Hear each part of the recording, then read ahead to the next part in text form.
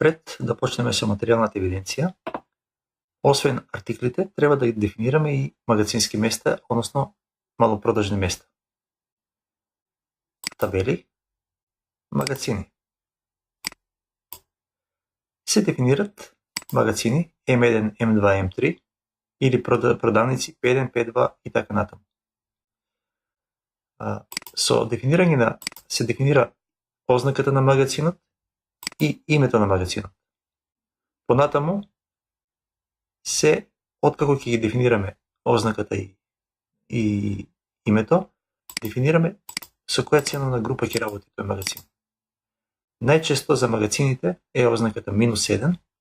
-1 значи набавна цена без ДДВ. Додека продавниците се со обично единица, односно ценовна група 1, со ДДВ.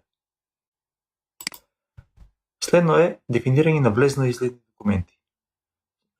Од десна страна, во плавиот прозор, имаме листа на сите можни документи и листа на сите излезни документи.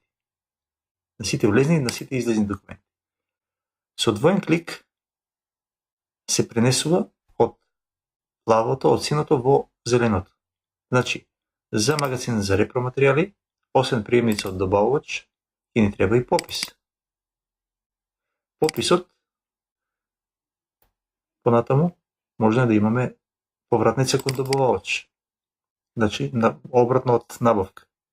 За излез, према производство, и може да додадеме интерна испратница.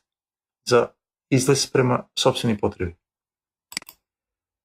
Со секој од овие документи, може да дефинираме кои карактеристични полиња да се прикажуваат.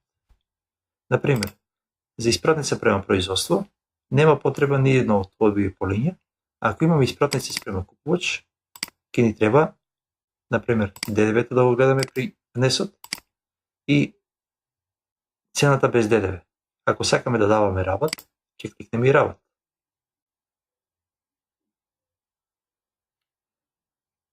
На ово место се дефинират и контролите дали ќе ни дозволи да одиме во минус, односно дали ќе ни извести и дали ќе ни забрани. Ако се селектирани овие две, ако имаме забрана за излез, програмот нема да дозволи да се прави излез на количина која нема на залив.